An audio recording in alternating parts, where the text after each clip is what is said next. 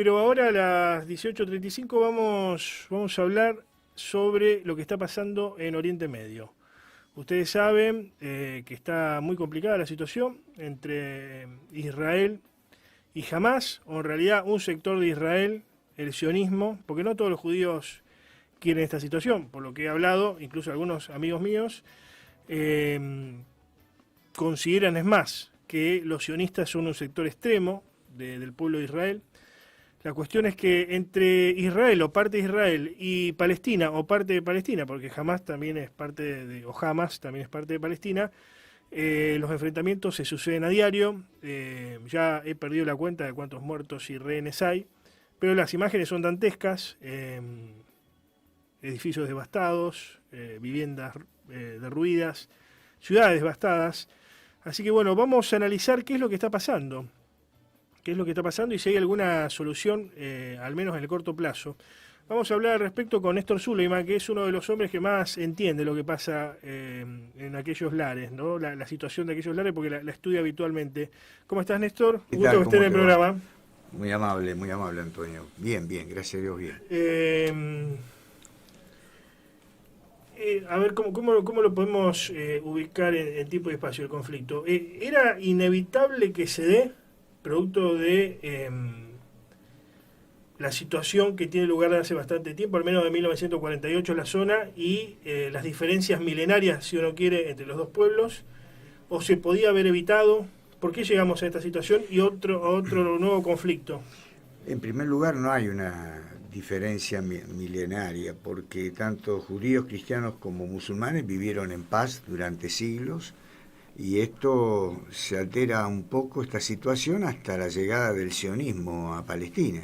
Es decir, hasta la implementación del proyecto este que tiene que ver con este Estado artificial, que tiene el nombre de Israel. Es decir, hasta prácticamente fines del siglo XVIII no había problema en Palestina, es decir, fines del siglo XIX, perdón. Es decir, había una convivencia, pero sin ningún tipo de inconveniente entre las distintas comunidades. Cuando el proyecto lo llevan adelante el movimiento sionista, después del Congreso de Basilea, donde en 1897 disponen la creación de un hogar nacional para los judíos dispersos en el mundo, bueno, la implementación de este proyecto a partir del siglo XX, de los primeros años del siglo XX, ahí comienza un poco la fricción entre las comunidades. Pero fundamentalmente el momento más crítico es en 1948, cuando después del plan de partición, que fue un plan realmente injusto, aplicado por Naciones Unidas, que quitó a los palestinos, a los lugareños, a los dueños, gran parte del territorio, ese plan que concebía un Estado judío y un Estado árabe, es decir, el Estado de Israel y un Estado árabe palestino. A partir de este proyecto de 1948, de la creación del Estado de Israel, bueno, comienzan a darse una serie de hechos que en estos largos 75 años fue demostrando claramente la intención belicosa de Israel, la cuestión de lograr una profundidad estratégica anexionista de territorios con respecto a los países vecinos. Así tomó la altura de Israel Golán. es imperialista, digamos. Claro, Israel tiene una política expansionista, claro. Israel tiene una política Incluso si hasta uno quiere, y podría ir más lejos, pero tiene mucho que ver con el concepto de espacio vital. Vos sabés que de Frederick Ratzel. Justamente iba a decir eso. Ratzel. Me robaste exactamente. Que después lo toma el nazismo, pero bueno, otro, no solamente el nazismo, pero de ir colonizando los lugares de alrededores. Así es. De a poco, para es. en un momento tomar todo, sería. Así es. Y así lo estuvo haciendo a lo largo de estos 75 años, y fundamentalmente en las últimas 3 décadas, porque los acuerdos de Oslo y de Madrid, que digamos que habían acordado entre los palestinos y los israelíes la implementación de un ejecutivo llamado la Autoridad Nacional Palestina en una parte de Cisjordania y en Gaza. Finalmente ese proyecto no terminó pisoteado con las proyecciones de Israel en esta campaña de colonización de territorio en Cisjordania. ¿El sionismo es todo Israel o es una parte de Israel? ¿O una parte del pueblo judío, el sionismo? El sionismo es el movimiento político que engendró este Estado artificial que lleva el nombre de Israel. El sionismo es el movimiento internacional compuesto por judíos y algunos que no son judíos, digamos, de plano religioso estamos hablando, que trabajan para fortalecer el proyecto del Estado de Israel. Es decir, el sionismo, dentro de la comunidad judía, tenés el grupo Natura y Carta, que son ultras religiosos y son antisionistas. Y ellos dicen, Israel no me representa, Israel, el sionismo no es judaísmo. Bueno, ahora, me queda claro que los sionistas quieren tener un Estado allí donde está ahora. Ahora, los no sionistas, ¿dónde quisieran tener un Estado si es que quieren tener un Estado?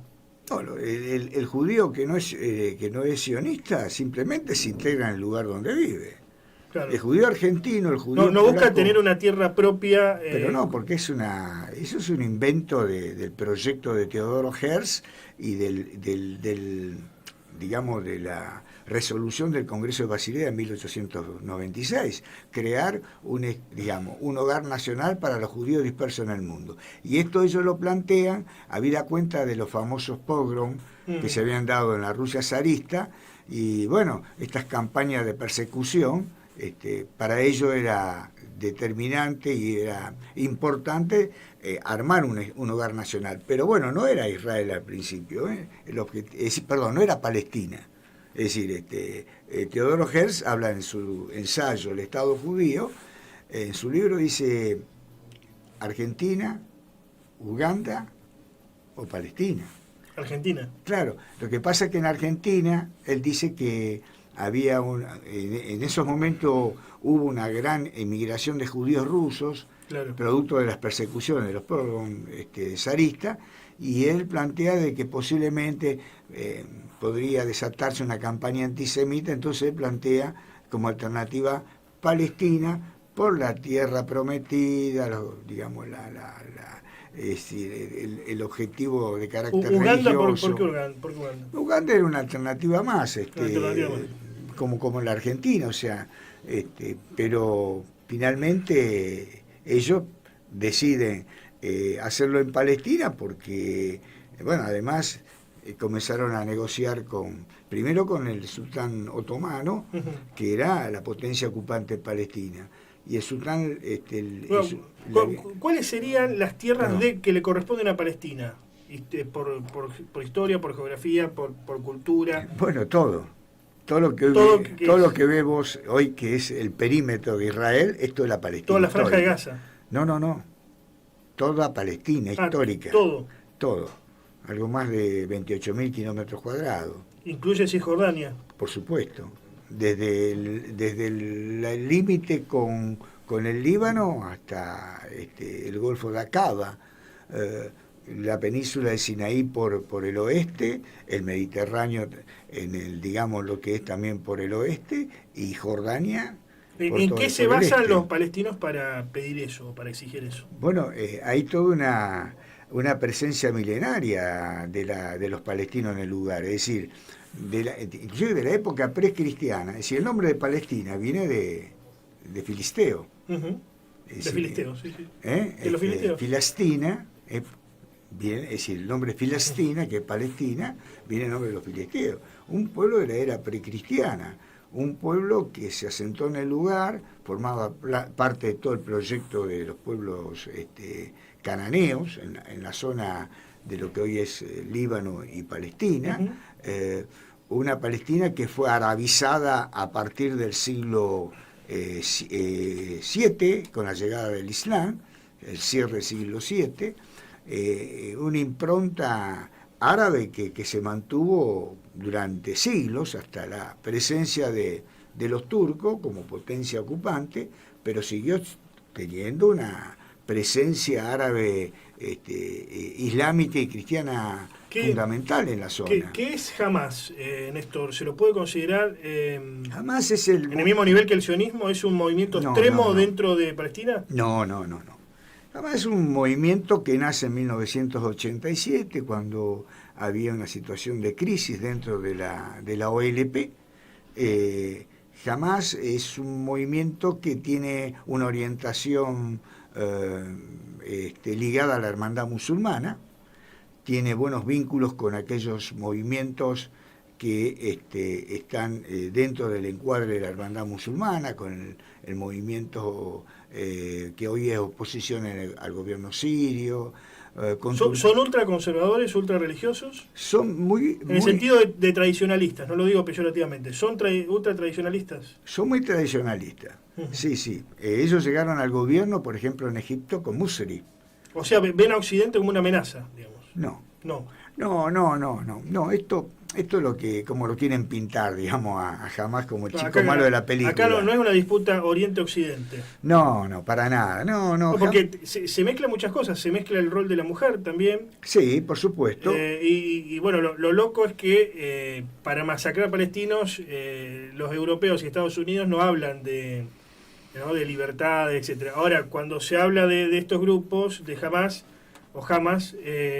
sí se habla de la mujer, de que la mutilan, de que sí, hablan también con respecto a... Les cortan los genitales, etcétera, etcétera. Eso también dicen de los talibanes, yo creo que son pretextos para descalificar y para incorporar a estas organizaciones en el listado de grupos terroristas. Hamás es un grupo que ha tenido diferencias con la conducción de la OLP, ha tenido sus diferencias con Arafat, armaron un grupo vinculado a la hermandad musulmana, con buena terminal con Erdogan, por ejemplo. Bueno, Ismael Haniyeh, en su admiración que tiene con Erdogan, a su hijo le puso el nombre del presidente turco, ¿no? Es decir, para que veamos un poco hasta en lo sentimental cómo juegan los líderes de Hamás. Tienen buena relación con Qatar. Qatar y Turquía generalmente en todo el mapa panarabista, en todo el panarabismo y en todos los lugares donde hay distintos conflictos, operan en conjunto. Es decir, por ejemplo, en Libia, Turquía y Qatar están en favor del gobierno que tiene su sede en Tripolitania, mientras que Arabia Saudita, Emiratos Árabes, con la Wagner, con los rusos, apoyan al mariscal Khalifa Haftar, que tiene su sede en Benghazi, es decir, en esta interna de este estado fallido que es Libia, ¿no? Y bueno, Hamás, volviendo al tema de Hamás, es un grupo que tiene una mirada un poquito, quizás en algunos aspectos estrecha en cuanto a la cuestión social o en cuanto a la realidad social, pero nadie le quita que ha tenido un protagonismo del 87 hasta nuestros días muy importante dentro del escenario de la resistencia. Si uno a Hamás lo tuviera que situar en el arco ideológico occidental, ¿está más a la izquierda, está más hacia la derecha? ¿Dónde estarían?